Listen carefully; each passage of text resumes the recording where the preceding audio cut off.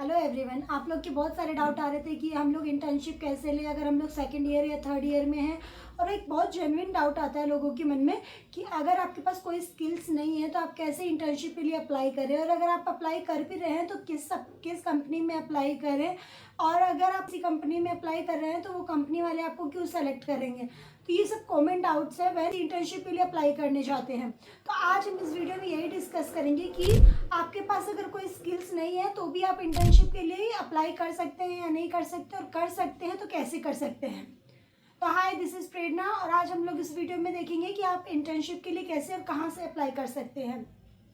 तो पहली चीज़ जो आप लोग के माइंड में आती है कि इंटर्नशिप के लिए कैसे अप्लाई करें जब आपके पास कोई स्किल्स नहीं है, और अगर आपके पास कोई स्किल्स है तो कैसे पता लगाए कि हमारे में क्या स्किल्स है। तो पहली चीज़ कि कोई भी ऐसा इंसान नहीं होता है जिसके पास कोई स्किल्स ना हो सकता है कि आपको पता नहीं हो कि आपके पास क्या स्किल्स है, हो सकता है कि आप में कोई स्किल्स ना हो लेकिन आप में क्वालिटीज़ ज़रूर होंगी। जैसे कि मान लीजिए आप गेम्स बहुत खेलते हैं या फिर आप क्रिकेट लवर हैं, तो आपने देखा होगा कि आपकी स्ट्रैटेजी मेकिंग और कॉम्पिटिटिवनेस आप में बहुत ज़्यादा होगी। तो आपकी वो क्वालिटीज़ है जो कि ट्रांसफरेबल होती है और आप उसको कहीं भी यूज़ कर सकते हैं। तो आप ऐसी कंपनीज़ में अप्लाई कर सकते हैं जहाँ पे स्ट्रैटेजी वगैरह का यूज़ हो, लाइक मार्केटिंग और फाइनेंस सिस्टम्स वगैरह में। तो ये आपकी क्वालिटीज़ है। अब ये तो है कि आपको पता चल गया कि आपकी क्या क्वालिटीज़ है। अब आप सोच रहे होंगे कि हम सामने वाले को कैसे कन्विंस करें कि आपकी वो क्वालिटी यूज़ में आ सकती है उनके या फिर नहीं। ये चीज़ जो आपको करनी है कि आपको अपने रिज्यूमे या फिर आप जो उनको डॉक्यूमेंट्स सेंड कर रहे हैं उसमें आपको अपनी स्किल्स नहीं लिखनी है, अपनी क्वालिटीज़ लिखनी है। जैसे जो भी आपकी क्वालिटीज़ है जो उस रोल के लिए बेस्ट है उसको लिख के दीजिए और उनको उससे कन्विंस करने की कोशिश कीजिए। दूसरी चीज़ कि आपने उनको भेज दिया और मान लीजिए कि वो उसको कंसीडर भी कर रहे हैं, तो सेकंड चीज़ जिससे आप अपना चांस इंक्रीज कर सकते हैं सेलेक्ट होने का, वो है कि आप जैसे आपने कोई काम किया और आप जैसे मार्केटिंग फील्ड के लिए जा रहे हैं और आप मार्केटिंग में अप्लाई किए हैं, तो आप क्या कीजिए कि आप एक डॉक्यूमेंट अटैच कीजिए जिसमें आप उनकी प्रॉब्लम्स को देखिए, एनालाइज कीजिए और उसका एक सॉल्यूशन दीजिए कि कैसे आप उन कंपनी में अपना कंट्रीब्यूशन दे सकते हैं, कैसे आप उनकी एक प्रॉब्लम को अपनी स्ट्रैटेजी और अपने टैलेंट या अपनी क्वालिटी से उसको सॉल्व कर सकते हैं। तो ये आपके एक प्रोफाइल सेलेक्ट होने में एक प्लस पॉइंट देगा और आपके सेलेक्ट होने के चांसेस भी बढ़ जाएंगे, क्योंकि उनको ऐसा ही कैंडिडेट चाहिए होता है जो उनकी प्रॉब्लम को सॉल्व कर सके, ना कि जिसके पास बहुत ज़्यादा स्किल्स हो। तो थर्ड चीज़ जो आपको करनी है, आपको एक लिंक्डइन प्रोफाइल पे जाना है। आप सबके पास लिंक्डइन प्रोफाइल तो होना ज़रूरी ही है। तो अगर आप जाके लिंक्डइन पे जाइएगा तो वहाँ पे एक हैशटैग यूज़ करना है, हैशटैग इंटर्नशिप। उसके बाद आपको क्या करना है कि जब आप हैशटैग इंटर्नशिप टाइप करिएगा तो उसके बाद बहुत सारे आपको रिजल्ट्स आएंगे, लेकिन आप नोटिस करिएगा कि उसमें एम्प्लॉयर कम होंगे और जो इंटर्नशिप ख़त्म करके आए हैं वो अपना एक्सपीरियंस, ऐसे फ्रेशर्स और ऐसे स्टूडेंट्स बहुत ज़्यादा होंगे जो अपना एक्सपीरियंस शेयर कर रहे हैं। तो अब आपको करना क्या है कि उनमें से उन स्टूडेंट को सेलेक्ट करना है जो अभी इंटर्नशिप ख़त्म करके आए हैं या फिर जो आपसे 1 साल सीनियर है।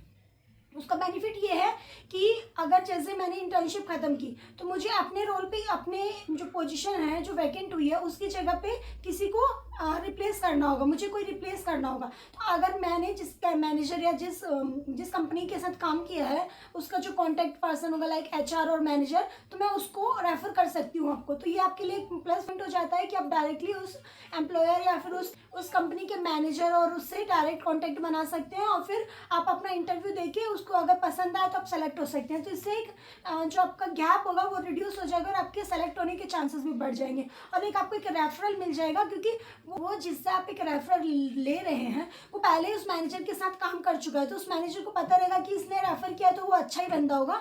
तो ये आपको एक प्लस पॉइंट भी मिल जाएगा और एक आपको एक इंटर्नशिप मिलने में भी हेल्प हो जाएगी। अब एक कि आप लोग सोच रहे होंगे कि अगर ये सब करना है तो पहले कहाँ से शुरुआत करें। तो सबसे पहली चीज़ और बेस्ट चीज़ है कि आप एक लिंक्डइन प्रोफाइल बनाइए। लिंक्डइन पे जाके वहाँ पे मार्केटिंग सर्च करना है। उसके बाद क्या होगा कि जितने भी मार्केटिंग वाले जॉब्स होंगे वो सारे लिस्टेड हो जाएंगे। तो उसमें आपको दिखेगा कि वो सारी कंपनीज उधर है जिसका या तो टाइटल या तो डिस्क्रिप्शन कहीं पे भी मार्केटिंग वर्ड है तो वो सारे लिस्ट डाउन हो जाएंगे। तो अब आपको क्या करना है कि आपको जाना है, आपको जॉब नहीं सेलेक्ट करना है, आपको सेलेक्ट करना है कंपनीज। वहाँ पे आप कंपनीज पे क्लिक करिएगा तो अब ये सारी कंपनीज है जो वर्ल्ड वाइड है, मतलब कि ये सिर्फ इंडिया की कंपनीज नहीं है, ये टोटल कंपनीज हैं जो मार्केटिंग कीवर्ड यूज़ की है। उसके बाद आपको क्या करना है कि आपको जाके कंपनी लोकेशन पे जाना है और वहाँ जाके आपको अपना कंट्री सेलेक्ट करना है। जैसे कि हम लोगों ने सेलेक्ट कर लिया इंडिया, और उसके बाद जो आपको रिजल्ट मिलेगा ये वो सारी कंपनीज हैं जिनका जो इंडिया की है और जिन्होंने मार्केटिंग कीवर्ड यूज़ कर रखा है।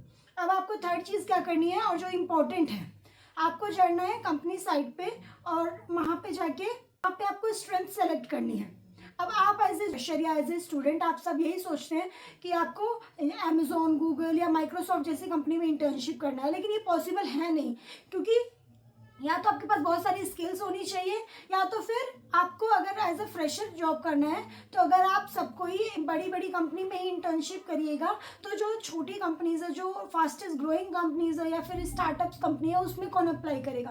तो अगर आपके पास कोई स्किल्स नहीं है और आप एकदम पहली इंटर्नशिप के लिए अप्लाई कर रहे हैं, तो आपके लिए सबसे अच्छा ऑप्शन होगा कि आप एकदम जो स्टार्टअप हो या फिर फास्टेस्ट ग्रोइंग जो स्टार्टअप्स हो या फिर कंपनीज हो, उसके लिए इंटर्नशिप के लिए अप्लाई करें। तो यहाँ से आप अपनी साइज सेलेक्ट कर लीजिएगा कंपनी की।